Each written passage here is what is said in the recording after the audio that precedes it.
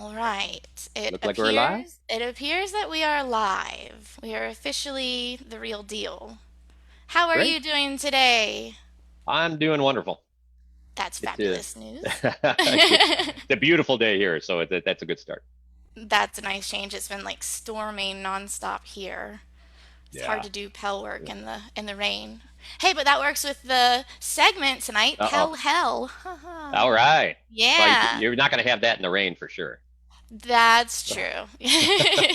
Uh-oh. All right. So I have a question for you. Yeah. Just to kind of get everything going, start you out on the right foot before you take over completely and we start looking at clips and all that fun stuff. It's a very important question. Uh-oh. Yeah, no pressure. Yeah. Huh. All Uh, right. You have three options. You have to choose one of these three. Okay, there's no like I'm getting out of it with like a, get out of jail free card kind of thing. so I can't talk my way out of any of these. No, you cannot talk your way out of any Oh, of them. I know, it's a lot of pressure. I that's going warned to you. be really difficult. Yes, it is. I know. Okay, so here are the options. There are three categories. Category one, fight. Category two, marry. Category three, become. I'm going to name three people and you have to assign them into a category. So you're going to marry one of them, you're going to fight one of them, or you're going to become one of them. Okay. Okay, here are your three people: Vlad the Impaler, Napoleon, or Henry VIII. Ooh, that's rough. Yeah. Well, I'm going to marry Napoleon because, well, I'm probably bigger than him. And obviously, I'm going to fight Vlad the Impaler because he's badass. Oh, good And point. right. And the Yeah. third category, well, that leaves Henry VIII. In what Henry category VIII. was that? You I have to don't be. really want to become Henry VIII. I'm going to fight Henry VIII because he's going Okay. crazy anyways, and then I'm going to become Vlad the Ooh, wow, you were brutal. Vlad the Impaler. Impaler. That's awesome. Okay, I'm going to torment you in the future when you're back with us again with more questions like those. I'm going But to for go start now, reading up on yes, everything. that's a good idea. For now, though, I'm going to go ahead and just pass the torch to you and let you get started. All right, so everybody knows I'm Duke Brannos out of Middle Kingdom. I have a lot of videos out there. I get a lot of oh, I've seen you on YouTube. And today you guys get to see me on Facebook. So I'm hoping to go ahead and spread a little bit of stuff. I've had the opportunity to cut some video around Pell work because I've seen everyone else doing it. So I thought it's stuff I wanted to do for my local group. And I thought we'd just put something together. And then I kind of fell into this. So I thought if it can help others, that'd be great. My style's mostly A-frame. It is a longer range style. You'll hear me talk about A, B, and C ranges. And A is belly to belly. B is middle range. There's some opening space there, and C is right at the edge of range or something long enough away that you can transition without moving your feet too much. So, but a little more background. Won crowns a while ago. Was smart enough just to win two. Not to call all the other guys not smart, but They're all I'm not taking going to note. call any of their names out. But I enjoyed a lot of time with all of those guys. I've made a lot of friends, and I appreciate that time. So I've been in Knighted for almost 30 years now. I've been training people for that time, at least. Uh, all around the world. I've been lucky enough for people to pay to have me come out and put me up and uh, And get you to train. sing karaoke? No, No no karaoke? No, karaoke. okay. No, now I drink beer, Oh, and okay. so it's very expensive to put me up that way. So Hmm. the plane flight is much cheaper. So, so today I shot some video. This is going to be a little bit new for both me and Vesper on how this is going to be done. I was lucky enough, you're going to see a lot Sir Louis from the mid-realm in this video doing a lot of stuff because I'm going to be instructing both him and my squire side. She's in a lot of the video as well.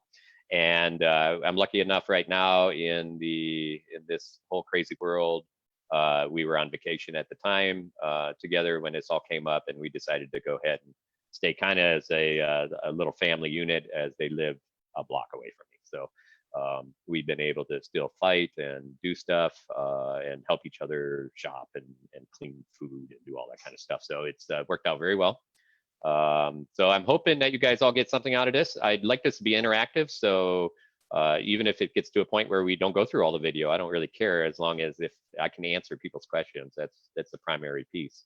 I'm always open if you guys will look through the videos and have questions about some of it. I'm always open to answer those questions.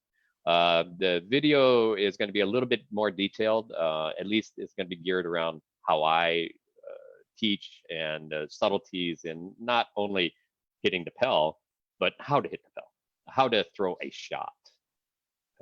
And that goes everything from your toes, from the ground, through your toes, through your balls of your feet, through your hips, forward. And so you're going to hear a lot of detail here. This is not a scenario where you go and, hey, I've heard it, so now I can do it. It takes practice. It takes putting all of those pieces together. And then it takes building that timing between all those pieces to create a good shot. I think what we'll do is we'll go ahead and start with the first chapter. We're going to try this the first time through. We're going to do the first chapter, and I'll talk through a couple of pieces. You're going to hear me talk in the video, of course. And at the end of the chapter, I'll go ahead and answer questions, and we can go back and review pieces of that. And of course, later this will be up online for you guys to watch the whole video or and see what's or kind of go through it in your own time. All right, so let's go ahead and start this. So here we go. Let's keep our fingers crossed. So what we're going to start here is with some legwork. We've already actually cut some video. I am not good at this, so this is all work in progress for me. Hopefully they help you, but we're going to go through some basic legwork first on the Pell, and I'm going to point some things out for people to think about, to remember. I'll probably be a little bit more technical. To me, it's not so much always about the sword, but about what your body's doing. All right. So here's Sai working. She's just going to take, right now, she's just working with her foam sword, and she's working. Again, you can see we have stripes. Essentially, the yellow is about just knee height. It's 1 inch above the knee for probably a pretty standard person, her height, or maybe a couple inches taller. We put the reds so that we could see, is maybe some shorter people, but we're really just trying to make so we have targets. Again, you should be throwing at a target, not just throwing at the Pell. You can throw at anybody, but if you're not actually throwing at the open target, it doesn't help you much. So for Saib, you can see here, at least in our Detroit practice, we practice a lot of push hip, essentially rotational hip stuff, and everybody should be doing that. She's just starting to go up on the balls of her front foot on those turns. She'll probably go a little bit more. She's smiling because she knows I'm right. Now she'd give me the look because I just said that. And so she's going to break and allow that foot to rotate, but not at the same time. She's also shifting weight from probably a 60-40 with 60 on the back to 40 on the front. Then as she's throwing, she shifts that into that front foot, almost probably maybe at that point 60-40 as well, but on the front foot or more. This allows you to cover more range in your throw. And by turning as you're throwing, another thing occurs here, and that is you notice her shoulders much farther forward, that hip's allowing that shoulder to rotate forward and stretch that range out. Here we tend to, if you've ever had a chance to see His Grace Rongvalder or myself or a lot of our folks around here, we do a lot of longer range, longer measure throws. You'll probably hear me say A, B, and C range, just so everybody's clear. A range is pretty much face to face on the other guy's toes practically. Then the B range is that middle range. And then C range is just at the edge of range. Each of those have a variation, obviously, of how far that can be. But so we're going to go and take a look and see how she's doing back here. There you go. So you can see in this position, the idea is that she's dropping and that sword is coming across her body. It's not rotating out, but it's fundamentally coming across her body so that it doesn't drop out. And this is where we can use this other device we created. Louis, can you go ahead and move that up and towards the back so she can make sure right about there. So Louis put this here. What this does is she rolls her shoulder out too far. Yeah. We're just gonna have to get it adjusted a little. She rolls that shoulder out too far, she's gonna hit that pole. So if she turns her hip first, you'll notice now it's totally clear of that pole. Right? There we are. Good. So now we could actually move that in another 2 inches or so, and she can work on making sure that is clearing, that is dropping at the end, and the top of the sword isn't dropping at the beginning. The other piece that we're happening here is, you'll notice, and I'll get on the other side, is her elbow. Go ahead. Her elbow drops into kind of her belly position, right? So you'll think that she's leaning a little here. She's actually not leaning too bad. It's just the way the video's been taken. You notice too, we try to keep the shoulder square as you're dropping down. The sword drops down, and we try to get horizontal to the ground here. There we go. Here we are. There we are. Good. You see that elbow? And the elbow drops inside, and then the sword rotates as the elbow finishes that drop, and all the explosion happens in that end. So let's go ahead from a really relaxed and explode at the end and hit it. There we go. And this is so you can see. That's it. Yeah, that's okay. And that's it. Good. Ready? And go. Good. And go. And go. Again, you can see Louis. He's setting this up. All right, let's stop here. All right. It's All all right. on you. Okay. So if you have questions, go ahead and pop them into Facebook. Vesper's going to watch those, and hopefully you have more than 2 people watching at this point. But there's a couple of pieces in that video. We actually made some adjustments. One is when you get on the balls of that front foot, what you want to do is release that front foot as well. So when you grind that front foot, you pull that power into the ground, your ball of that front foot will turn with the same direction your knee is as you pushing forward. So the power generation is meant to push forward. When your hip turns, it's going to turn both of your feet, and you can allow that front foot to turn some to the same angle your knee is. So you come from here to here, and that way you don't have stress on that knee. It also allows more release of power. At the second piece was we talked to, actually I made a comment that her back wasn't too bad. She still did need to turn her hips underneath her, and a number of the videos later you'll see when we talk about that a little bit more what I mean there. A lot of people tend to kind of pop the hips back, and that pins your hips into a rotation pointing at the ground. It also tends to lean your shoulders forward. It's a very European way that when we stand up straight and we hold ourselves, posture is a big piece there, and some of that posture will cause that center of balance to move up into your chest, compared to more Eastern style where that center is lower in the body, the belly, or even down to the belly button or the belt buckle. So, and that's a big part of the style I use. Everything usually comes out of center. So later on, we'll talk about getting the hips under a little bit more. And then the power generation at the end, you can see there's times when I'll yell, like, tell them to throw the shot. And so that isn't just, that's a tool that is very good to use. So if you're going to be training people, especially newer people, the ability to create that adrenaline on a throw, that last part of a throw, that 1 inch Bruce Lee's part of a throw, where all of the breath, all the energy comes out of you and delivers that power, is very hard. That tiny build of adrenaline, all of that is very hard to get to. But right off the bat, if you stand in front of somebody and you say, okay, throw something at me, and you give no feedback at all, it's up to them to generate what they have to generate, but they don't know how to yet. So a lot of times by calling the shot and saying, go, and giving them your adrenaline, all of a sudden they get this shock, and that shock delivers a little bit of adrenaline into them, and then they can throw a good shot. So take that as a training tool. Sometimes you'll see that in a lot of martial arts. They'll call, and they'll do sets of 10 with everybody in the room, but they're calling it out because what we want is everything on a perfect time where they can explode to that perfect end.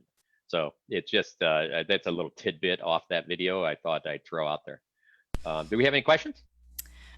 We did have a question earlier, Okay. but it actually looks like it had been answered, so they kind of retracted it. But just to reinforce it, Okay. the question was regarding the sword and the path that it's taking. Yep.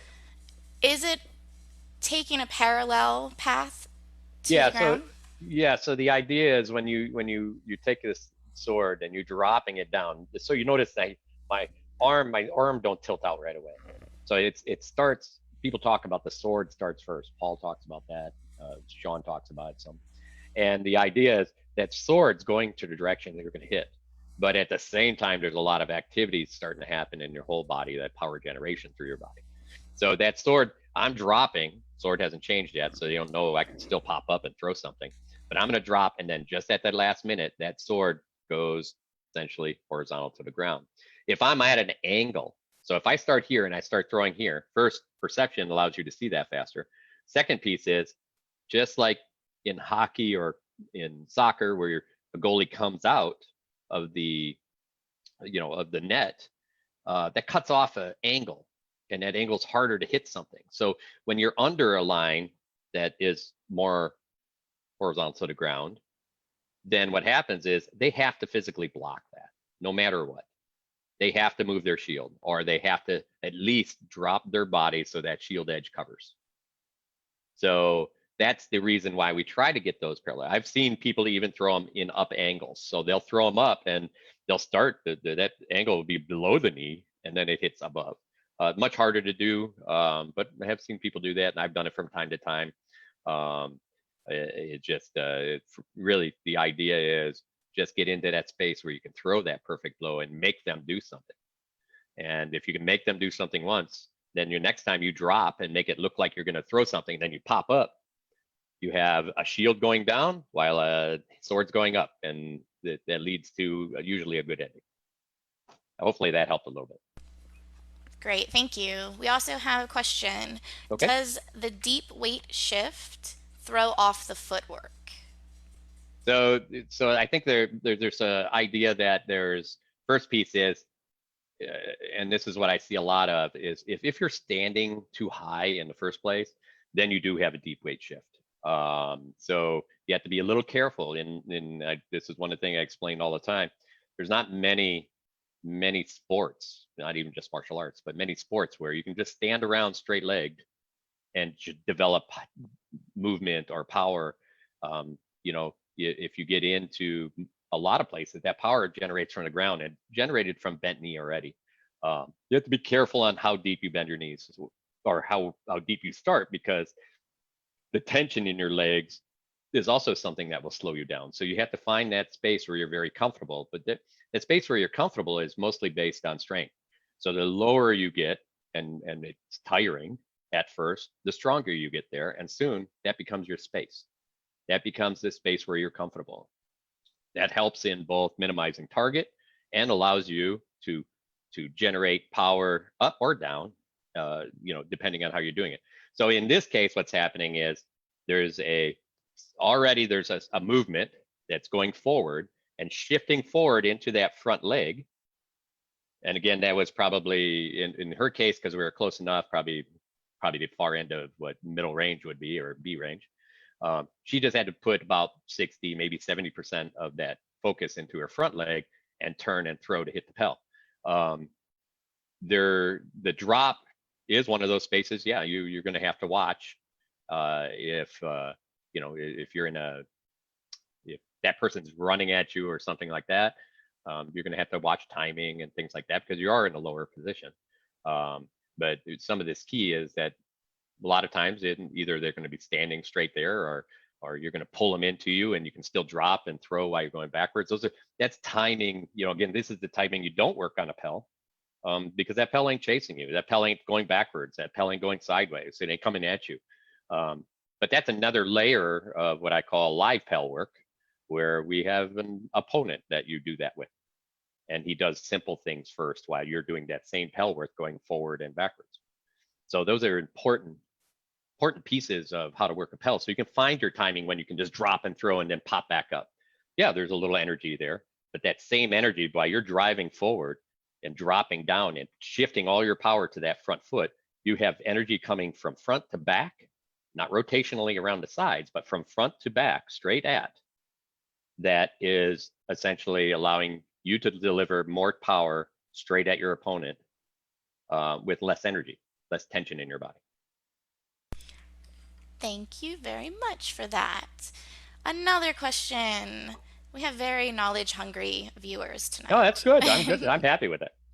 Can you describe how to address the grip of the sword and how one should build good habits with sword mechanics with the Pell? So really the good habits are, you guys are doing it right now. You're looking at Pell videos. It's funny, we talk about targets on the Pell. I mean, I'll go back to the grip in a second, but we talk about putting targets on the Pell. And you'll find that as you go in advance, you'll start getting people telling you, well, hit him this spot of the helmet, and then later you get to that point where, they see you hitting that spot and they're like, you need to aim for a rivet, right? And what we're doing is narrowing your scope of your shot. The more you narrow that scope, the more precise you get. So by putting targets on a Pell, that allows you to make sure that you're precise. In that video, and probably a few others, we'll talk about, you'll see us have one person calling us 2 inch high, 1 inch low, 3 inch high, right on, top of the line. So that way the person throwing knows where that's hitting. So having a partner do that with you is really important. In fact, that goes right to another point, and I still get back to your hand.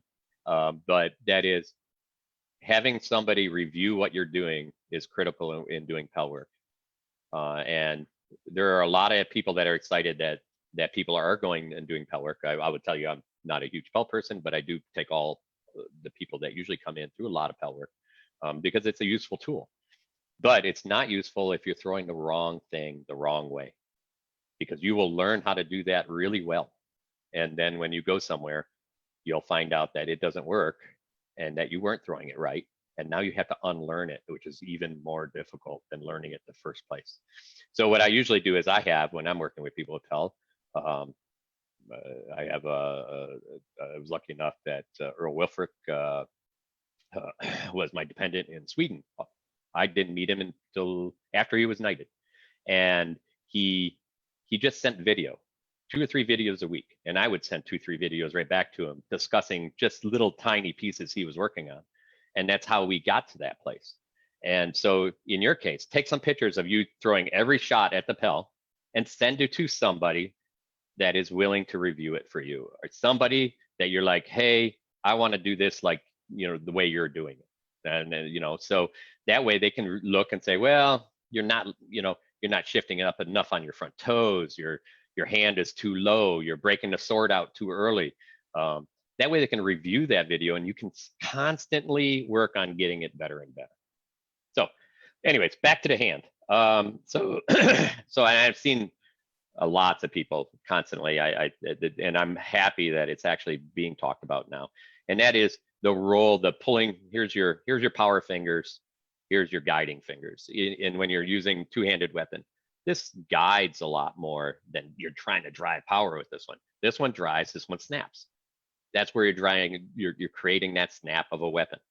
So that same thing happens in your fingers. So here I start driving and then I start snapping.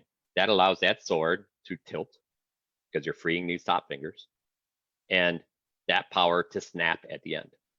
And that's what becomes important in the hand. The good part is a lot of people are starting to talk about that more, where there's There are things that a lot of times we don't talk about because we just think they're natural, and that's one of them. And I think what's good is that people are realizing it and talking about it more. I'll have people stand straight at a Pell, arm almost exactly out, little just tiny bend. But the idea is not to bring the sword back. It's here, and all they do is take that sword and essentially take it and snap it down. And then they put a little punch on it, and a little punch on it, and a little punch on it. So now when they throw something, now there's going to be another movement and then a punch. And then we build all these movements from your ground, because that's where it starts, through your hips, through your body, through your arm, into the final fingers. There's a lot of timing that has to be put together to finish something. And that timing's all learned. You don't, some people are naturals, they'll pick up a lot of that timing really fast. Some aren't, but you can learn to pick that up. While on the subject of grip, do you have any advice to avoid death gripping? Relaxation. I mean, so I do a lot of, well, in the last number of years, we've been doing a lot of Eastern European boxing techniques with a lot of the, Lomachenko footwork and, this Eastern European tension, constant tension. Not like the Mexican constant tension where you're just walking into stuff constantly, which is also very tiring. But we can't afford that abuse. But in the Eastern European, they're constantly put stuff in there and then they take it away, and they're if you want to relax, they're back on you, so you can't relax. So what you find in that space is it's all about the tension in a person's body. You can't be totally relaxed. You're totally relaxed. You have to actually put tension in your body before you're ready to even block something. You can't be totally tense, especially in the hand when you're ready to throw something, because you actually have to release it before you can retense it into something that's going to work. So you got to find this perfect place where you're just relaxed and you're rolling and you're ready, and there's still tension in your body because there's still a fight in your body, but it's not so high that you're locking yourself in. Because really, at the end, when you throw that shot, everything's coming out. So where Bruce Lee's 1-inch punch idea, and that the reason why you kia in martial arts is from your stomach, diaphragm, everything comes out in an explosion when that sword hits. That releases all the rest of the tension in your body. If you hold that tension, you're holding all of that energy still in you. So you have to find those places. And a drill that we do to help this is I'll stand two people right next to each other, right in front of each other, both of them whatever weapons they want. And one person's job is to block everything. The other person's job is to throw. And the idea here is you can't move your feet. You're just going to stand in front. And the guy receiving and blocking, his job is to learn to block. And then as soon as he starts getting comfortable, just block and start relaxing and believing he can do that. Because as soon as he believes he can do that more, the more he can pull that tension out of his body. So there's a lot of exercises you have to do to release that tension in your body. There's also box breathing exercises that help release tension. If you have a lot of anxiety before you start something, look up box breathing. Great stuff. You'll find a lot of Navy SEALs do all types of breathing, but box breathing is fundamental. They're even doing box breathing exercises in hospitals now for patients. So look that up. It's another way to help reduce your tension in your body, but still be aware of everything going on. Very good. Thank you for that. Shall we go back over to your video clips? Sure. Let's go ahead and let's go over to see Sir Louis throw some leg shots here. You can really see Louis shift to that front leg and his back foot. You notice how his back foot turns right out. They'll free that hip allows that hip to turn. And you can see how he's perfectly straight up and down. He's not leaning into him. In fact, almost leaning straight back when he throws that as he leans onto that front leg. You can see those shots are almost horizontal when he's throwing this. So this allows you to get under that shield a little better instead of dropping from a 45 down into the shot. Again, he has the pull here to make sure that he stays in. Get you another shot over here. There he is. That way you can see this. I'm going to move this pole a little closer because he can actually afford that, and we can tighten this up. There we go. Good. There we are. And again, there he is, dropping that. Okay, Louis, can we go ahead and can you scoot about 6 inches farther back? Louis is going to show a little bit longer shot here. This may be his first time that he's doing it today, so there's going to be a little on the longer shot. That means that you probably stretch out your feet a little bit longer, so you can get a little bit of that foot kind of lengthened. We'll talk about that in movement a little bit later. And there is nothing wrong with going ahead and you notice that he's going to throw that and it's going to hit as he comes forward. So, but his foot doesn't leave the ground pretty much until it hits the pole, it hits the dummy. All right. So this is the fall in. So this time Louis is going to go ahead and fall in and square up. All right. And you can see this again. Go ahead, Louis. There he is. Bang, and square up. Okay. And we'll take it from another side here. All right. There we go. Bang, and square up. So the good part about when he squares up, he's underneath him. He has the leverage because he has the lower port. The other good thing is, and we'll have side move a little bit. And he can go ahead. He's going to throw the double. So ready, and he's going to throw a hook. No, yep. There we go. So now you got to go ahead, and we're going to try that again. Yep. Bang. Bang. Okay. So we're going to move the target because you do end up rolling a little bit. All right. Let's see it now.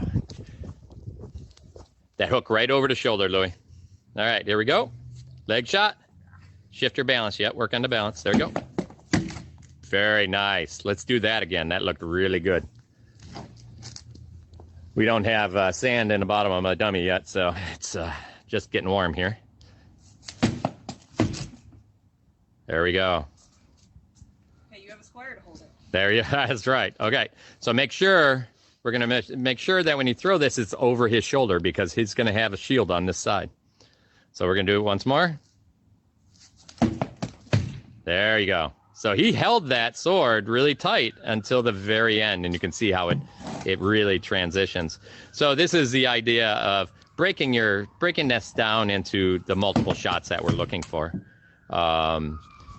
You can practice these all separate, and then you want to link them together as you go along. All right, we're going to see some movement here. There you go. So double hook. That's that. So throw the leg, and then see if you can throw the hooking leg.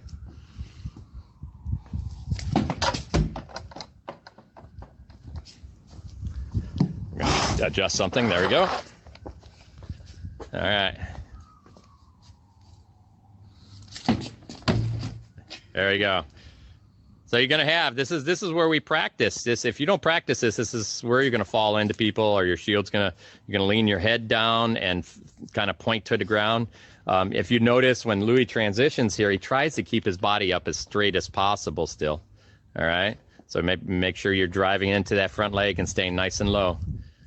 Right, and you notice his body. There we go. You notice when his body is up, those shots look much sharper. Okay, so what happens when you're leaning? Your shoulders will direct the way your swords go. And you know, if you're leaning up, you can throw a higher headshot if you want. But when you lean down and look into something, oftentimes, if you have a problem with hitting people in the knees or even calves, sometimes that's usually because you're actually looking down or leaning, your shoulders are leaning down towards a person's legs. Nice. All right, so so let's go ahead, real quick stop. Alrighty. So just to cover a little bit of a couple other pieces in that video, you notice that really that at the beginning, Louis' hips were a little bit back, and then towards later when we're falling into stuff, he tucks those hips under him. And he's literally, when he falls into that, to the Pell, he's able to hold himself in position and be ready to hook and throw another shot. It's much harder to do when you're leaning down. This is a really, really hard habit for taller people, because their whole life they've been literally looking down at people. So Sir Havard was another one of my squires, was about 6'7", very big guy. He was a power builder, and so we had to teach him. He would squat almost to my height sometimes because he had real powerful legs, and he's super dangerous. fought in a number of heroics and all of those at Pennsic. But the big piece for him was he was so used to looking down that we had to get him to adjust down so he could look at people's faces. I have other people another person that is at our practice at 6'8", and we'd start teaching him to look at the top of the guy's head so that he doesn't have to lean down and look. Because as soon as you tilt your head, you notice even my shoulders tilt a little bit. So, and as soon as those shoulders tilt, your hips will start shifting back, and then there's a lot of other things that happen in your body. So be really, really careful on holding your center, because your center is where everything glides around. So what kind of questions we have? Well, I think you actually commented on this. We did have a question regarding larger fighters, and if the second part of what we watched on the video would cause any unnecessary roughness. Sure. Guess what we do? We play a pretty rough sport. I mean, if you're literally knocking people down all the time, there's lots of incidental contact or whatever, but if you're knocking people down, then that means you don't have full control of yourself. The idea is always, I don't care how big you are, is to have control over yourself. Because if you don't have control, some other person, I made a living being 5'9" and beating up big people. So, and it's because they don't have as much control over themselves sometimes. And it's because that center is really difficult. They got such a long body and so used to leaning that their center is up in their chest instead of down into their hips. So it's something that has to be taught. And everybody's like, well, they got great range and all this stuff. None of that matters if you can't put it all together. And for a taller person, sometimes that's actually harder to put together. Now, you also have to figure out what's going to work for you. I wouldn't tell Havard to throw that hooking leg wrap. Just like when I first learned to throw the hooking leg wrap, or what we all call the ass wrap, and that was bread and butter for me. I mean, I had people make armor especially for it. So, but I did that because I ain't throwing my arm as a 5'9" guy over a guy that's 6'4", because it's too far. The angles are terrible. So I threw hook wraps underneath, right? For a big guy, and believe me, this is the reason why I learned to throw the ones underneath, because I was figuring out why is that working. It's because people are wrapping right over the top of my shoulder, and I'm like, "Ooh, that is a nice shot. I want to do it." And then I couldn't do it. I'm like, I'm short. Why don't I just go underneath? And and it all worked out from there. So there is differences in how big or how small you are, but it also depends on Havard learned to be as small as me. Sometimes people would look and like, I don't know how he does it, but he does it. And he could throw that leg hook because he was so low. And then he stood up and he was 6'7" and a giant man. So just be aware. There's everybody struggles, right? We talk about that. You got guys that are thin, you got guys that are heavy. The key is you have to understand your body and able to control it in a way that you can exercise all the perfect technique you need to exercise and be in total control of your surrounding, including yourself. That's great advice. All right, shall we go back to some recordings? Sure. Alrighty, here we go. Yeah, we just showed a couple of leg shots. The big piece is if you have a good tight leg shot, it makes it very difficult for people. This allows you to set up lots of other things. If you're throwing on angles like this, you have to be very careful because that's a shield that's going to be there, and I'll show you in a bit here how that works. Where if you're coming on that horizontal path, then it's much more difficult. They have to actively block because there's no angles anymore. We're going to show one that we don't tend to do a lot, and then I'll have Louis actually show another one. But this one's a sliding leg. I throw this to the head sometimes too. A lot of times, so in this case, Louis is going to come and show you. This pole is like right in my way of throwing a leg shot. No matter how I throw it, you notice that it's relatively close here. But there is an opportunity, and I'll do it really slow, is as you slide, you throw this in here. Again, this elbow tucks under, at the last you're dropping it, and then you tuck, and you throw. So this is very useful against someone like this. Can you hear for a second? So if you somebody fights what other people want to call funny foot, here we tend to fight sword or shield foot forward. But there's also forward like this. You find this with people that fight Florentine often as well. This is where this shot comes into place. If this has a shield in its hand, this leg is pretty far away. The good part here is, as I slide, I can slide and just throw this inside, right here. You notice the big part of this is I am sliding really away. I'm keeping a range that is very comfortable for me still, and taking the closest thing to my body. So you just set them up, give a loop, and then you throw underneath.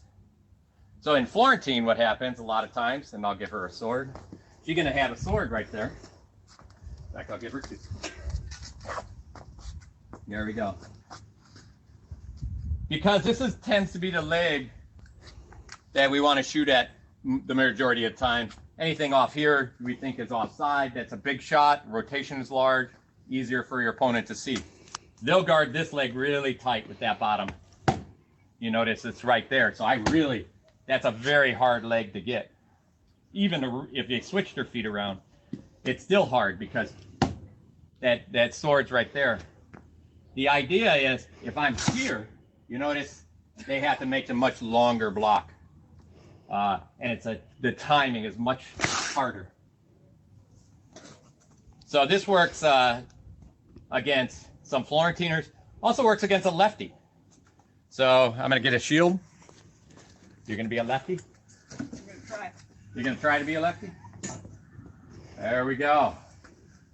So a lot of times we still have our lefty that's sitting here like this, and we're all like wondering how we're going to hit this person because it's very difficult. For here, our primary targets are the things closest to us once again. I target elbow. We give tension on the back side of the arm. Of course, we're going to give some tension on the leg. And then there's the center line head here is also a shot. Be careful. We tend not to do this as much. Here is what people really want. They want leg or offside head. Be careful with the offside head. That can be just as much killer to them as it is to you. So here we are. That shield looks in pretty tight form if you come and look. We tend to A-frame in our, much like his Grace Rongvalder, A-frame in our lefty style as well. If I throw that arm, there we are. I throw that leg, no big deal. I throw that leg. And that's the sliding leg. So look for some of those opportunities on those sliding legs because they are there. And by making sure your opponent knows they're there, it also gives you opportunity to pull that shield down like you're gonna do it. And then if you want to throw that offside, you can. Most of the times, what I'll do is I'll come here and then hook to the backside elbows. All right. Another great leg, All right. leg shot. All right, I have a couple questions for you. Okay. Yeah, I figured that one was going to get a few questions. This is somewhat unrelated, so maybe just a little quick thought on this. But where is a good place to post a video for feedback? So that's an interesting subject. You know, especially a lot of people don't have somebody to really work with at their own practice, or you know, they want to reach out and find some better people to work with. Normally, what I would say is that when you meet people and you get trust in somebody and you like what they do, is ask them first. But there are a lot of people out that will give you feedback. But you have to remember that, you know, like I give a lot of feedback to lots of people, but lately it's been taking more and more time to get that feedback, and my mind's a little bit of a sieve sometimes. So, but we are trying to start a little group, kind of a coach. We called it the Coaching Corner, and we all actually just did something here last week about coaching. And that's what we're actually talking about here, is somebody that's a trainer or your coach. It doesn't even have to be yours. It just needs to be somebody to help you with your style a little bit, you know. And so I will bring it up to the gentlemen that were on the list last week, because we had talked about allowing people to post some video The best way to do that sometimes is start your own YouTube channel, and then go ahead and reach out. And all of those gentlemen that were on last week, Sean and myself, and it's great, Eliyahu and Tristan, were all willing to give some feedback. So if you do want some feedback, reach out. You can go ahead and reach out to those gentlemen and myself. We're relatively busy, so give us a little time. But I can almost guarantee you, and I've talked to all of these guys, and there's a ton of people that just joined that place, that even if it's a scenario where, and I'll talk with them about, if somebody wants to post something, we can put it right on that forum. And then what I'd rather do is have somebody reach out and discuss stuff with you, because sometimes when you get too much input, it gets very confusing. So at some point you have to figure out who your input is going to come from. And that doesn't mean you throw everybody else's stuff away, but that person, you can say, hey, this person told me that I was doing this wrong, but we've been training that way, and let them explain that. But the key is to find somebody you trust and that you can communicate well with. And I tell you that's probably the piece, I think that's the hardest, because we don't think about that a lot. When we go to practice, everybody's trying to help each other as much as they can. And some of those coaches are actually people that maybe not better fighters than you, but they can recognize things better than you, or they can at least see you, and they watch you fight and they're like, well, he doesn't normally do this. And you can say, hey, you're leaning a little, or, you go over there and say, okay, you've been great. When I'm leaning, or when my sword's wrong. You see something? And they'll be like, well, you didn't look like it was all you. It looked like you were leaning on one foot more, or something like that. You just have to find those people that really fit you and can communicate with you, and push you to the next level. But for now, I named off a number of people. My best guess is if I pop something out on that group, that you'll probably find that there's a bunch of other people out there that really do want to help people. I've not run across many nights, and to tell you the truth, even guys that don't have as much time anymore, these guys are way high on the game. They still really want to help everybody. And it's rare I find somebody who's like, no, I don't want to help you. I mean, you can look at people like Duke Paul and Sean. These guys go out and help everybody. It's from beginning to the guy who's won 4 crowns already. And they're there all the time to try to help things like that. And you look at like Grace Rungbalder, and travels all over the place. Myself, and you have people like Lucan used to be past, Kuhn and Anton have been doing wonderful videos. And I can just name more and more, because Uther and all these other guys, they're incredible men. I would guess that they'd probably be more than happy to try to give you some more feedback. So if you want to reach out to me, go ahead. You can hit me up on Facebook. I'm usually pretty good about letting everybody get me there, and then I'll pop something out and see if somebody's interested in help. Very good. All right, another question for you. What is your opinion about working feints into Pell work, or mentally creating tension before throwing shots at the Pell? 100%, because if you're not doing it against the Pell, then you're not doing it against your opponent. So this goes right back into, a lot of times you're on the Pell, we just like, we're throwing. So you go out and fight somebody. Are you going to throw a feint that you never practiced? Or are you going to be convincing because you never do it? So, I don't care if you're standing in front of your Pell and you're just working on a real tight, like, hey, little fakes like that, most of my, I do a lot of small fakes and tensions in front of my throws to throw timing off of the throw for your opponent. So, those are really important parts to practice on the Pell. And then later, when you use an active Pell or another person that's acting as a Pell, then you work with them, and that way you can get more feedback, because the feedback with a fake is critical. And you work on that more feedback from that person. That person's job is to be still a Pell, but he's going to be a moving Pell, and you want him to have some tension in his body, so that when he thinks you're going to throw a leg and you fake down to that leg and you don't throw it, and and he drops, you're like, ooh, that fake worked. So absolutely have to do the things that you do in fighting.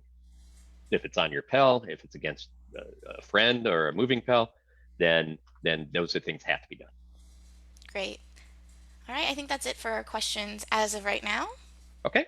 All right, we'll head back over to some. I was actually surprised nobody had any questions on that sliding inside leg. There's not a lot of people that do that. You know, there weren't so many questions as compliments. Oh, okay. Well, I'm hoping I see a bunch of people doing it. It's actually a pretty bread and butter thing around our area, and it's actually my ex-squire Jason, now Sir Jason, who, man, he hits me in the body with that shot, and I hate him. And I've seen people try to, like, he's going to hit me with that sliding leg, I'm going to block it, and then he'll hit him 3 times with it. I'm like, son of a pup. So I'm going to give him a shout out because he's the one that made me do that. And then later I ended up doing that into faces as well. When you have a tilting block with a sword, you know, you got this, but you can see the face is still open. So if you slide and you get your tip past this point before striking, then you have that, you actually have a face there as well. Wonderful. All right, here we go. This was developed from a long time ago. I wanted to be able to do an offside Moulinet to the leg, which is push hip. Really, His Grace Uther does a lot of beautiful reverse and push hip stuff. I'd strongly suggest you to watch some of his things. So we understand what push and pull hip are. Louis is going to throw the first one, and I'm going to get right on the side, and we're gonna try to get some video. He'll throw the first one as a pull hip to the offside, and then we're gonna throw one that's a push hip so that you guys can see the difference. All right, so here's gonna be the fun one. Everybody's here trying to figure out how to do the pull hip since we don't hardly ever do it. But we're gonna have Louis just go ahead and do a couple of what usually just come as, he can step up a little bit and be closer. There we go. And he's gonna throw just that rotational pull. There you go. That's that pulling across that body to get that lower leg. We're going to have him throw a couple more here, and I'm going to show you how his hip is turning. See how that hip turns back away from his opponent, which also shortens the range. So you have to be in a closer range, closer measure. Mostly you want to be at least in B range. And here you can see how that hip turns back. But the biggest piece I'm going to show you is get right in front of him for a sec, Louis. There we go. And that is that, let's see if I can get a shot. When he's coming back across, that sword's being pulled back, and it's a good possibility of essentially that shield being in the wrong place. I'm going to show you what happens, in fact. So we're going to put our dowel there in front of him. That's the opponent's shield. He's going to throw the draw, cut. Right, so now there you go. So you can see how it pulls back across the edge of the shield. So there's an example of the angle issue in this type of throw. Now, there are great people out there to throw it far better than probably both me and Louis. I would suggest you find that video, watch it, so they can give you the clues on how they do it. But for now, we are going to show you the push hip instead. This is going to be the offside push hip. Go ahead. You notice now his hip is actually twisting forward. You notice his feet. Watch that back foot. They both release out. Right? In this case, he is coming way offside. In fact, Louis, go ahead and back up about a couple of inches. There we go. We can be a little farther when we throw this. And you can dump down a little bit more and get lower. And you can really grind into the ground. But you notice now we're at a much farther range, and you can still throw that shot. This shot can be thrown to the leg, to the ribs, to the hip. It could actually later we'll throw you to the arm and elbows and things like that. So let's get a little bit more here, and I'll show you what's going to happen. We get this side view so you guys can see that push. Look how that hip pushes. Watch his feet. Look at that heel really kick out. You got it. Good. You notice his hand is staying almost on the other side of the Pell, and we're going to show that by this. Go ahead and step away for a second. So here we're going to put the pole right in front of Bob, our buddy. You can see that if I'm looking straight at Bob, that pole is dead in his face. So now in this position, you would think it was relatively hard to get that push hip or a offside leg shot. But here's an example of how this is going to work. And we'll get this side now. All right. And he's there, as you can kind of see the pole. There you go. And drive into the ground a little deeper, Louis, so we can get it lower. There we go. There you go. You can see those feet are critical to this. This is a relatively hard maneuver, and Louis is going to show you the beginning of this maneuver because the push and pull hip, most people are really used to a pull hip. So it's hard. There's an up top Molinet portion that goes on where your sword actually comes to the other side of your body. I'll tend to drop my sword tip a little, but in this case, Louis throws this probably better than I do nowadays, so I'm having him show you. So that goes across. You notice a basket, the sword gets on the other side of the person's shield. You'll see this in a lot of our higher shots later in another video, but here is on the other side. And then he drives that hit forward and creates a reverse snap. And you see how it's on the other side of that pole. So I'm going to get on the other side over here so you can see it from over here. There he goes. Sword comes across, and now he snaps out. There's one other method to show you if you're having a difficulty with the push hip, where you actually put the point of the sword on the ground almost, get it all the way across. You Louis, start right down there. There we go. And now you're going to push and strike out. See that? Do it again, Louis. Push and strike out. There we go. And we'll get one from the back. I just want you guys to be able to see. You see it's on the other side of the sword, and then he strikes out. That hip does the full rotation. As that sword comes over, you're going to give it a partial rotation, but where all of that comes is on the snap, where you see really he kicks that hip and finishes those feet grinding into the ground where all your power is generated from to create the power in that shot. So this is an advanced shot. It took me years of timing and everything else to get this. The beginning of this shot, as everybody's looking and saying, wow, I could hit him in the head when he comes across, obviously, and we'll show that. And this is probably 100%. So here's Louis. You can kind of see his head, and then he comes. Good part here is go ahead and back down to the ground, or his leg.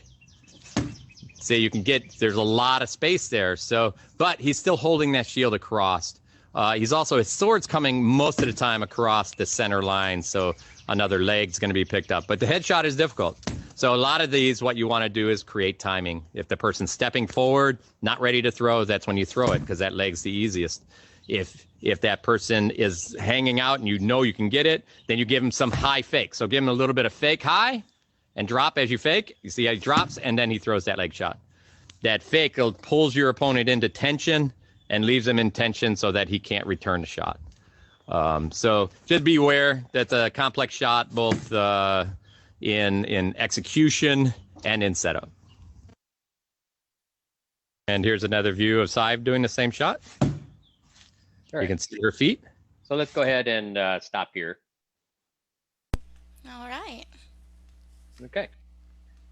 So I let Louis demonstrate that. He probably, I may have started doing that a long time ago, and I didn't know how it was going to work. In fact, when I first started that, my job was to draw a shot to hit my head and duck under it while I threw the offside leg.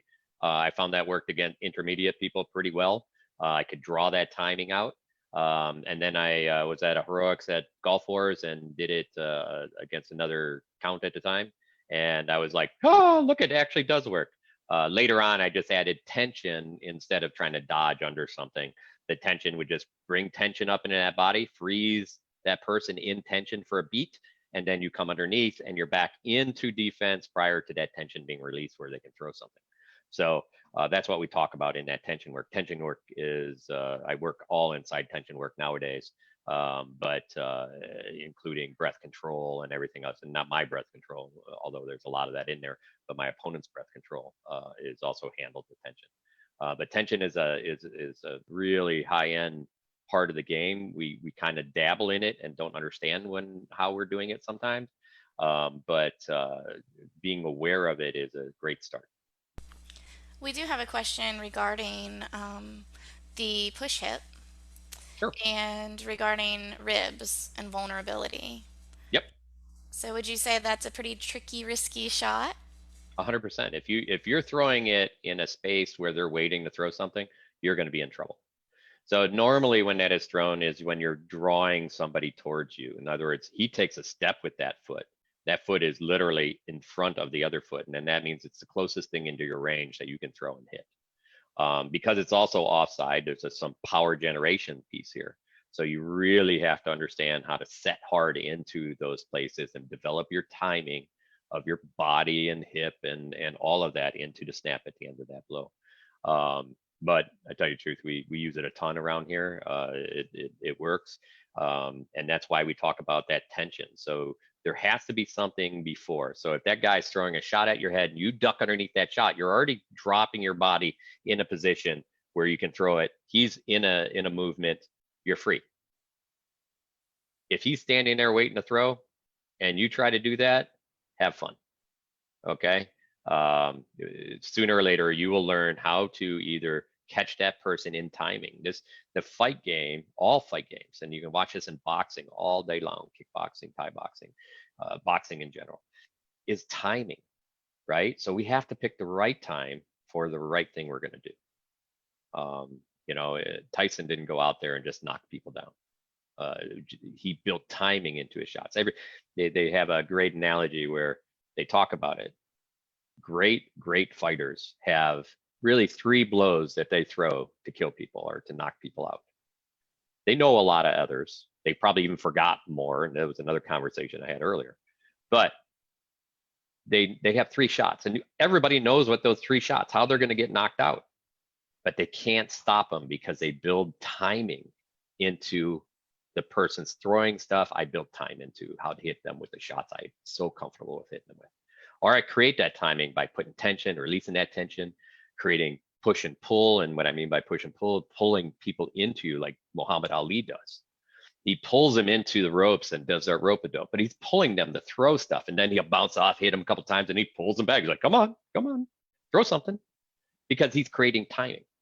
And that's how that blow gets done without giving up ribs or head or anything else. Perfect explanation. Thank you. I believe that's it for questions regarding that clip. Great. All right. I'll head back over and take a look at what's coming up next. Here we go. Yeah, both of them, you gotta release your feet. Otherwise, you're gonna tear up your knees. Right. Here we are. So this is an example. I'm gonna talk over this a little bit. She grinds down and then out. And again, you notice this is coming on a horizontal angle. So this is just kind of developing the shot itself, trying to give you guys a little bit more mechanics so that you can see more. Louis throws it pretty effortlessly. In this case, we're trying to make sure all the mechanics are right. And this was part of the video. Will help hopefully see some of that twisting feet and how we use the pull. Louis will hold the shield in this space as well. We'll go through a good bit of that. So let's go to 222. Where are we? 2210. Okay, yeah, right here. Let's go ahead and add and bring the volume up on that. You can see that pole move, but you can see he pulls dead center on Bob here. There we go. You see that hand is literally coming on the other side of the pole before striking out, and you can watch your feet a little bit. Again, there we are. And here we go. We'll get a back shot so you can see how it's coming across that pole. There we go. Notice the return. Key in this shot too is the return of that sword. There's a couple ways to return that sword depending on what your opponent's giving you. You normally want to return it up all the time, back to your throwing position. There are a few people I know, especially if you go a little bit out west, their rolling positions are really, really sharp. They're very nice. Here we tend to return to position and get ready to throw again. There's a second throw on this if you're throwing it and falling away, and that is a lower leg guard. This allows that throw and out. So what happens is you get full head coverage and you're falling away from your opponent so that you can recollect, and then you got a lower leg guard. So we'll do it one more time so you can see what that looks as she's falling away. Here we are, and the throw, and then I attack. There you go. That's the guard under the shield for the leg shot coming in because the head's covered. So that's actually a period style. You can find that in manuals and everything else, but that lower leg guard comes very handy. I use it quite a bit against some very high-end guys, and every time when they think they got my leg ripped, I'm lucky enough to be able to go in that. All right, guys, we're going to do a little adjustment. Earlier, all right, there was some confusion on that. Let's see. Oh, good. No, I think she actually added the second part of this video in where there was some confusion on that leg guard. So let's go ahead and actually keep that rolling for a second. because I want to make sure that we cover that. You're keeping me on my toes, making me work hard over I here. actually, my squire is keeping me on my toes as he assembled all this video. All right, here we go. And that leg block on the drop leg block, again, there's a period name for that. I forget, unfortunately. I'll try to find that out later. Louis and Saib are going to demonstrate. Saib was doing these earlier with an offside leg. You can do these with an onside leg to a block as well, and this is what we're going to ask her to demonstrate here. So she's going to go ahead and throw the onside leg. This is done while you know you're going to fall back, because your shoulders will be retreating out of distance and head will be, but your legs will follow, so that leg shot can be exposed. And here's the, we're going to do it a couple times so you can see it a couple different angles. Good, and again. Go ahead and take a bigger step this time, Louis, and timing a little better. Good. Now I'm going to give you a different angle here. There we go. You can see when you drop this, the hand has to come across the body for that drop block. And I'm going to give you a higher angle as Louis is going to throw that, so you can see where that hand goes. You can see that's just dropping to pick up that leg shot. Earlier, Saib was believing in the other photos that leg, that we're actually blocking the other leg, but in this case, this is really meant to go ahead and drop all the way over and block that offside leg. There we go. Or don't in that case, yes. So in that case, her tip didn't come down. It stayed up a little bit. There we go. Good. So you really have to keep the whole sword in front of that leg as you're backing away. Your shield and sword should be away from your body. So here we are.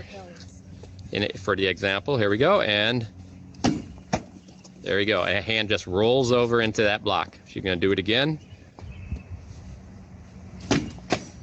Good, nice block. One last time. And you can see that she's dropping her center out and making that block to that far offside. Hopefully that helps. We do have a couple questions. Great. All right, so one is regarding timing, which you did bring up earlier. Yep. Do you have any particular training techniques to improve timing? Oh boy, you're going to make me think about that one. Put you on the spot. This is my Yeah, revenge. I tell you, yeah, that's actually a great question, and you know, timing is I guess some of that timing you can see in this video. There's some training and timing right in this video, right? So here's an active, you know, when I talk about an active Pell drill, there's an active Pell drill right there. I'll do this same with headshots. So to get people to return shots back in proper time, I'll throw an offside just after, right? I'll stand right on the side of the Pell and they'll throw the headshot on the Pell, and then I'll throw that offside so they get that hand back. So that builds some timing mechanism there. And then sometimes I'll change up speed. I'll make those faster. I'll be like, as they're doing it, or almost the same time, so they can see some timing change in there. Timing is really difficult because we're not only changing the speed of time, but we're also kind of changing the tempo in it. So it's like in a song, I can go bum bum bum bum bum, and then all of a sudden I go bum bum bum bum bum, and then I come way back down and I jump back up again. So that timing change is really something that's a real integral part of fighting in general. And then that goes into tension. Is kind of the same way. Sometimes that timing changes. I'm throwing stuff and then I'll relax, and that relaxation, I'll turn it down in speed and energy, and then my opponent naturally will turn it down too because I did. And then I'll beat out of that relaxation really fast because now I know what I'm doing, but he doesn't. I equate this to like running.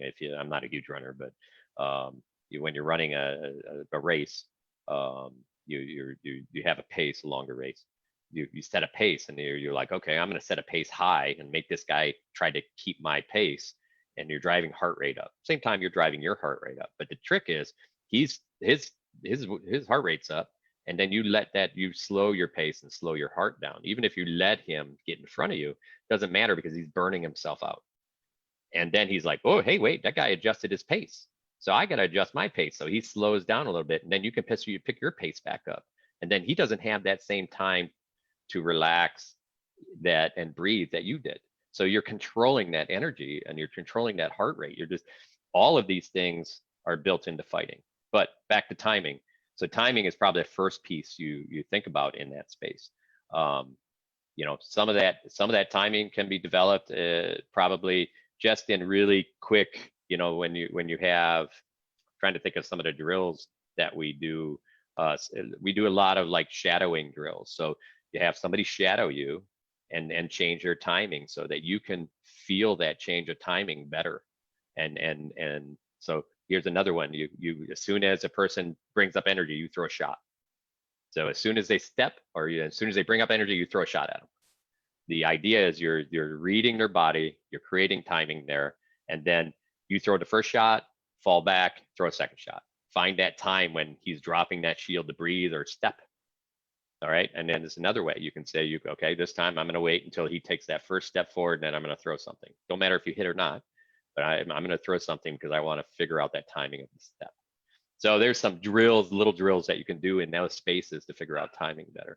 And there's a lot. This is the one piece about our game compared to some other martial arts, is that we develop a lot of timing because we spar constantly. So we get to mandatorily learn timing, where a lot of times when you're standing in front of somebody who's doing katas or doing punches and routines, you don't get a chance to learn that same type of timing. So it's a big benefit in our game. So hopefully those things might help you a little bit. If you want some other stuff, I could try to think of some other stuff and give you some ideas. And thank you for a good question. I like that question. Maybe I need to really think of some better drills. Well, I have one for your timing. Okay. Karaoke. You should totally do No, karaoke. no, I shouldn't. Nobody wants to hear me sing. All right. We do have another question. Do you have any suggested reading or resource material on creating tension, maybe in boxing or Eastern martial arts? So I'm going to tell you, the first thing you need to do is, if you want to take a look at different tension, is one, you take a look at some old, just as pure, straight out tension, old boxing videos of. Don't take a look at the great guys like Chavez or those guys, because they manipulated that tension better than the normal Mexican boxer does at the beginning levels. But you watch these guys, they'll just stay right on their opponent constantly, and they're shortening their shots and they're doing all this, but they also take abuse, and that makes it really tough. But but they train so hard there that they can keep their heart rate through 15 rounds, or through 12 rounds nowadays. To compare it to somebody else at that level is only making it through 6 rounds. So after the 6th round, that guy is going to just pummel the guy to death. But that's the hard way to do it. I would say take a look at Lomachenko. And I apologize if you look up Lomachenko's father. He had 2 other boxers that worked with him. One is just turning heavyweight. He was a 3 title winner right now. It starts with an O. But he's going into the heavyweight division now. And he's a big guy, and he does that same thing. Not as well as Lomachenko does. And if you pull up the Lomachenko stuff, pull up the really early stuff, he was making people quit. I mean, really good boxers that I enjoyed watching. He was making these guys quit because people couldn't hit him. They just made him look foolish, and they'd be, Nomas in the 8th round. And that's really, you rarely see that, but he made in his first, really high end 10, 12 fights, he made probably 4 or 5 people quit. Amazing stuff. So watch a lot of the Eastern European boxing. It's a lot more tension work. You'll find that it's not only forward tension, but there's tension in that push and sticking your face in somebody else's face when they're trying to breathe. And then when they look like they were ready to throw, then you pull it away. Because what happens is they lift their tension and they're like, okay, I got to throw because his face is right there. And then you pull it away and they're like, oh, his face is gone, I'm gonna relax. And you push it back into them and they're like, oh, he's there again. And what he doesn't realize is that you're controlling his tension. Meanwhile, you're just like hanging out and having a good time, thinking about what you're gonna drink tonight. And this poor guy is, you're burning him out. So think about it that way. If you want to read some books, I would still pull up any of Bruce Lee's stuff. This guy studied the human body, and could tell every motion and tension you would put in your body. And that's how he could read what somebody's doing. And that's how we read people. So if you want to read some of that, amazing athlete. but definitely look into the Eastern European boxing to see that tension work, both push and pull. And I can add tension to somebody by I do this all the time. We stand in front of somebody and we walk straight into their best defense and offense. Well, there's no big deal. I have my best defense and offense too, right? But that's not, it's not the beginning of a fight. Next time you fight somebody, stand right in front of them and walk off to the side and put tension on one side. And as soon as that guy turns around, put tension on his other side. See what happens. The fight doesn't even start. You're not even in range yet. And you could just walk on a 45 and that guy's going to turn or slide. He's like, this is my sword and shield ain't in the right place anymore. And as soon as he moves, go that way. And then the guy's like, oh, I got to change again, right? The fight started without even being in a place you could throw a blow. So think about that. It's so simple and amazing to see. So you spend a lot of time talking about movement, and I have a really important question for you. All right. Now, this is just a personal question. No, movement is my favorite piece. There'll be another video some other time on that. Perfect, because that feeds right into this. You, when you were growing up, must have won some school talent shows for dancing. Here we go. Didn't you? You did not want to see me dancing before this either. But and the worst part is, nowadays there's a lot. I had this discussion with Sean the other day, and a number of other guys, and it's like how much we use like dancing. I took, with my wife, ballroom dancing, and then I realized that perfect control and tempo with your opponent is exactly the same way you dance. You don't drag your partner around the floor, right? Well, some people. Well, do. Some people. Exactly. I probably did in high school. But later they learn to feel where you're gliding and you learn to feel where they're gliding. And that same type of tension, that's the same type of tension that Paul talks about all the time, is that place where you want to be. That's the real fight. That's the dance. A lot of times you hear it. They call it the dance, right? That fight, that tension, that all of that's being put in that place. All right. So what was your favorite ballroom dance? Oh, your kid waltz. Oh, So. 3/4 time. That's a good one. Oh, well, there you go. There you I go. like the silver and stuff like that. So. Oh, look at you. All right. Would you like us to switch back over to some more video? Yeah, if people aren't getting bored. No, I mean, we still have the Oh, there's a same lot. numbers. Yes, I know. Yeah. Let's go shoot down to 3320, and other people can look at shifting weights to front and back and opponent on 45s. This is important. The mark where we talk about a lot of smaller little things above here, but you can go back. This video will be out there for everybody to watch, and we talk about changing body and feet a little bit in the previous one, but we're going to go ahead and skip through that and save a little bit of time, and we'll jump down to 3320. All right. Now, I do have to say that Duke Sean had some great comment. Uh-oh. He said, fighting is a dance, the dance of death. All right, we're heading over to 3320. Is that what I'm looking for? Yeah, let's jump down to 3320. 3320. All right. There we go. Let me get all set up over here. We're going 33. It's hard to get right there. Oh, I had it for a second. All right. There you go. A little ahead of it. The flexibility here. All right.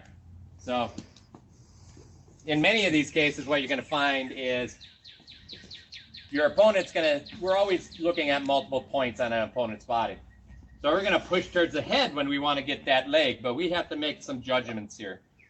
So I'm lucky in this judgment that I can see Louis Shields a little away from his body, but that means that he also has an earlier angle to pick up my block. This works really well when somebody is here. You notice his shield's right where it needs to be. Now, if his shield is actually collapsed at his body a little bit more, now I can actually throw that because the angle is different. So in Louis' case, it's there. There is nothing there to be had. Now, this is the reason why we practice this real, horizontal throw to the ground. Here I am. I'm under that shield. Sometimes you'll even see me hook underneath it. So it's coming over here. Go ahead and step over here, and that way they can see. You can see Louis' shield is pretty square against the body. He's cutting this angle right here early. But because I'm under here, and I'll do it slower, here I am, and then I'm over. So that allows me to make Louis react bigger. So now Louis knows this, that I can throw that in a dangerous position, and that's how I'm going to throw him. So he's going to make a harder block to the bottom. There you go. You notice Louis was very smart. He didn't move his shield. He moved his body. You notice he didn't give his head away. Watch what happens when he doesn't move his body and just moves his shield for a block. This is why we try to move the shield as little as possible. We try to keep it in its place. You move that body around, Louis does two things. He makes his target on him smaller, and he puts himself in a very solid place where he can deliver a blow that's very strong. Also, if you can make an opponent's shield move once, then you can make it move it again. So here we are. This time, I know Louis is going to drop, so I'm going to give him a little pressure high. Hey! All right, so come on over here, and we'll show you what Louis' face looks like on the tension motion of this. Hey! Again, he's nice and relaxed. Hey! There you go. Now he's tense. I have all the time in the world to do what I want to do because he has to actually release that tension to do something else. So this is how we use tension to control your opponent and give you opportunities. The other piece here on feet is you'll find if Louis turns his foot in, and we'll see this, so I'm just going to move to his side a little bit. Now you notice even with his shield out, I can drop and throw this, but even more, it's a lot more position open. So, and the best part, because his foot is turned inside my feet, this hip is closer to me, which means his throwing arm hip is farther from me. What that does is gives me range. So Louis at this point can't really hit me, but I can hit him. This isn't because I got giant monkey arms, like all my good friends out there that are lucky. But this is because we're using, the things smart to execute the things we do. So as often as possible as I can, I want to try to get his foot in between mine. And when I say that, here I am, I'm looking at the camera. The V of my feet, or the pie piece that's created out of this, is where my opponent is in. Here's if the camera moves, you're going to see me move. Go ahead, go that way. And I will keep this V right here, always. Instead of doing this, and here I just stayed. Here I go, side's going to step over. Now you notice what all I did was I just turned my body. Now I am breaking down because I don't throw a shot from this position. And she owns the outside of my leg now. So if she makes a hard move over here, even a half step, and then shoots around, and go ahead and do that, here, and then she's around me. Now she's using my shield. My shoulder is as far possible away from her as it can be, and she's using my shield to be her defense. So just be aware that even in turning, even if I turn in those positions and she moves and I turn, there we go, she moves and I turn, you notice I'm a half beat behind, or you're almost a full beat because I'm waiting. So I'm waiting for my opponent to do something. We talk about that here a lot. If you're waiting, then they're going to give you what you want. The idea being, if you wait for something, you're going to get it. And that may not be the thing you want. So you, instead of that, you try to stay in time with them. So when somebody moves, there we are.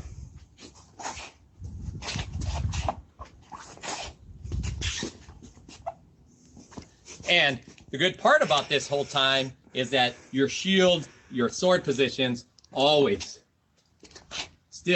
I can still throw in any of these right now.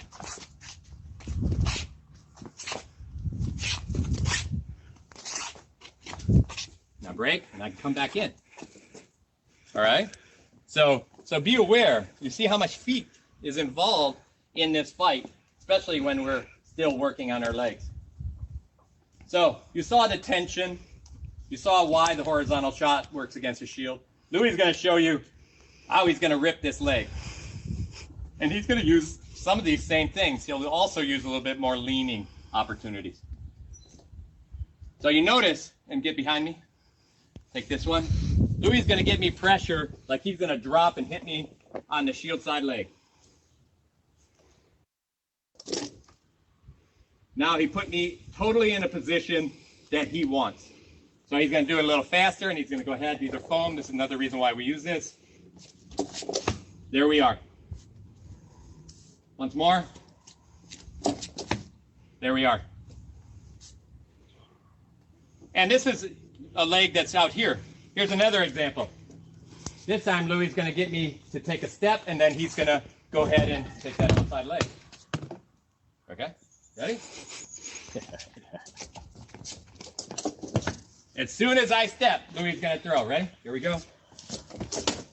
In this case, Louis is trying to draw me into a pull. You notice he's sticking his face into mine. I want to throw. So, but I'm far enough away, I'm going to have to step, and this is what he does. Okay? So he can step in, totally go underneath my arm, and rip my leg very hard, or he can fall out on the same one. He's going to pull me, and then I step, and then he can throw again. Let's go ahead and throw on it as I step, as you fall backwards. And he's still out of range. The key to setting up that blow, again, is to make sure that you put your opponent into a position that he can't throw back right away. And that could be as simple as just simple tension. Louis showed you a 2-point tension. He could just give me straight tension to the head and then throw it.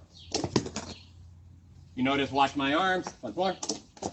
That's all the tension he needs to hit me in that offside body or offside leg. So, when we're thinking about footwork, we're also thinking even these simple leans. So I could be a little longer form.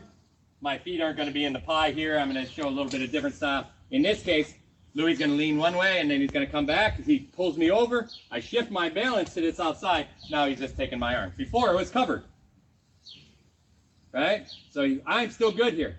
Now, this time, he's going to shift. I shift, and then he goes. So all he's using is simple tensions, simple shifts to make me do things. I do this a lot, trying to throw what everybody used to refer as the ass wrap. Unfortunately, I'm probably not as good at it as I used to be. But here's an example of why I would do this shot. Taller people throw this over the shoulders. I've seen just really, really good people, Uther and other guys, be able to throw this over the shoulders so well. I am too short to do that. So I learned to throw it where I can throw it, and that is underneath. So in this case, what I'm going to do is, if his foot's here and I throw a wrap, he controls this outside. So all he has to do is twist and block. That's an easy twist and block. So the idea is, here we go, twist and block. He has an easy block. We don't want that. What I want to do is I want to be on the outside of this foot already.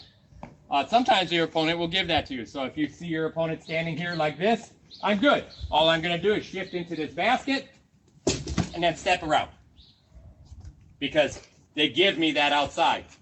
Even if he goes for the block, I still have that outside. Here I am. His foot's in the middle of my legs. I shift here. Hey!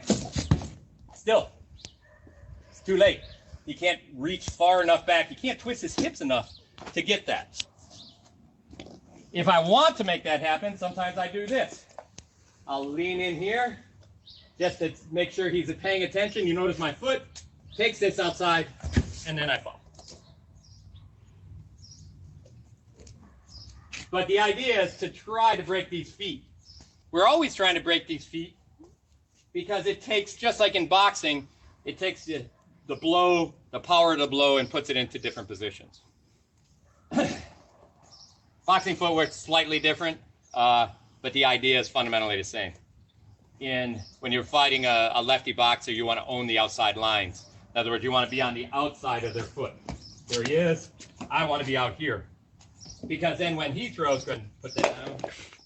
When he throws a blow, his backside arm blow, becomes rotation. If I own this space, his jab, when he throws that jab, it's here. So if he throws it, it's very difficult to throw out because he's throwing different angle of his shoulder.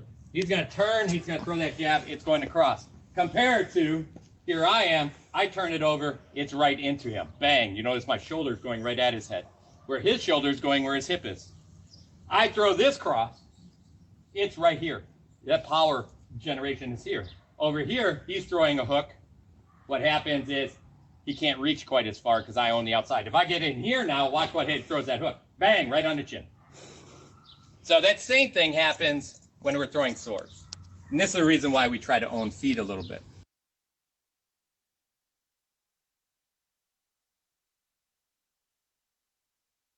All right. All right. Well, here's the thing I'm curious about. Uh-oh. Yeah. You know, you talk about your feet making a piece of the pie, right? Uh-oh. The pie of death? Is that the... Well, this is what confuses me. What type of pie? Is it cherry pie? Is it apple pie? Pizza Well, pie? I have to say, we're all sitting around here waiting for what the neighbors brought over for shopping with their food for them is, Ooh. I think, what kind of pie was that, guys? Oh, we got chocolate pie after. Oh man, that's so good. That's the best kind. We have a quick question. Oh, great. Yeah, on the drop leg shot, do you Okay. worry about a counterattack to your upper quadrant? Yeah, you have to be. You know, anytime. I tend to throw that again. We talk about timing again. I tend to. So I probably show it in my footwork video when we do that one next. But one thing I'll do sometimes before I do things like that is I'll wait for them to throw something, or be in a step, or relax their body, and then I'll drop down real fast and throw that shot because it takes them time to get back to the counter attack. So we don't want to throw something that a person's waiting for because they're waiting to block and they're waiting to counterattack. We want to break that timing because if you don't break that timing, you put yourself in danger. And that's the biggest piece. We're trying to stay out of danger as much as possible. Many people go into fights and they're like, "Oh, I got to get this done." Well, the hard part there is you're going to have a hard part because it will be done and it may not be done in your favor. You have time to develop and create a fight, and that's what you have to do. And you have to make sure that the shots you take are quality and that you're not putting yourself in danger. You know, because we don't die and all of those things, and it doesn't mean quite as much. But you have to be careful of that mindset because if you do want to be great at something, if you are trying to become one of the best, whatever that is in the SCA, then everything matters. I'm going to tell you, every great fighter out here, it's not the wins they necessarily remember. His Grace Rongvalder was king at the time, and somebody came over and we were talking about this, and I said, "Come with me." And I walked over to Rongvalder. He had just won our big tournament here, which was Candlemas, and I said, "Your Majesty, so you won Candlemas?" He's like, "Yep." I go, "Can you tell me how many times you got hit in that tournament?" And there's usually about 40 fights to win by the time you get through all the pools and win Candlemas. He's like, "Yep, I got hit 6 times." I go, "You know who they were?" He's like, "Yep, absolutely." I go, "How do you think you did today?" He's like, "I absolutely suck. I got hit 6 times." So, it's the guys on the top remember the things that they weren't perfect at and the opportunities they gave other people, and they want to fix those things. And that's how much that's why it matters so much. You see how much it matters to him? That's what we're talking about. And that's a hard mindset because it's difficult to get to that place because you can't, Sean talks about this all the time. And that is you have to set small goals. You can't say, walk in the SDA and say, "Oh, I want to be king in a year." Right? I mean, because then when you're not king in a year, what happens? Right? And so you set those small goals and, going into a tournament, I want to get through the first round of Candlemas. I want to be able to get out of the first pool. Next time you go, I want to get out of the second pool, right? And you set those goals. right? And you try, and when you go into that space, those goals are to be perfect at what you do. It's not to win, because you got to be careful chasing to win. It's to be perfect at what you do. Okay. That's really, really good advice. I'd say that is probably a great way to wrap up tonight's show. I don't see any specific questions Awesome. coming in at the moment, but I cannot thank you enough for giving us this time, and especially all of the recording, and to your squire for, um, kind of meshing it all together in a easily maneuverable way. So it was just very wonderful to have you here, and I can't thank you enough. As I said, I hope you'll come back. I'm sure I will, and thank you very much. And if, like I said, if people want to get a hold of me, I'm a lot of times on Facebook. I do work a 40-hour job, so they come and go, but happy Is to help people, and look forward to hearing from people. your 40-hour job is 40 hours of being awesome? Yeah, I wish. It's a 24-hour job. Yeah, sometimes it's 40 hours of fighting, but Well, not the type I want. right. Actually, that does kind of bring me to a thought. We did have another person ask a great way to get in touch with yourself or other people that could help. I know you kind of touched on that earlier today, but would you mind bringing that up to everybody one more time? Sure. The one place they could probably go, and I hesitate to do this because it belongs to a number of us out there, but we've opened up a site called SCA Coaches Corner. Mostly the site is there to try to help people develop their own fight practices, and we're trying to put content together to help grow the fighting community and that spirit of the fighting community, and the spirit of being able to be educators and help each other and create this, really massive dojo that is the fighting community in the SCA. And we want to be able to give them tools to help in that space.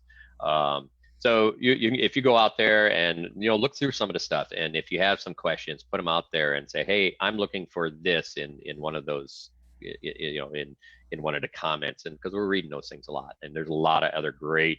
I was amazed how many great fighters that I know around the known world who jumped in and was commenting on things. There's great knowledge there. Um, so that's one place you can go. And there's tons of other places, groups in the SCA that you can go and do that same kind of thing. If you want to reach out to me, that's fine. Like I said, I'm Brannos. If you look on Facebook, it'd be Brannos Oarangaldel, and you can friend me there, and we can talk a little bit, and then if I have to, I can direct you to some people that are willing to help as well. I do not know it all, and there are a lot of great people out there who've been presenting wonderful stuff. I just wanted to give it an opportunity to think about it a little bit more. Wanted to give you opportunity to see some detail. I wanted to make sure that everybody's getting more knowledgeable so that we can make a better fighting community in the end. Wonderful. Thank you so much. And for all of you viewers out there, on Sunday, be sure to check out Attilius. Will be doing one of his famous interviews. We'll be sure to do a watch party on the group and share the event. But until then, I hope everyone has a wonderful weekend, and thank you, Your Grace, for your time. Thank you for putting all this together. Bye.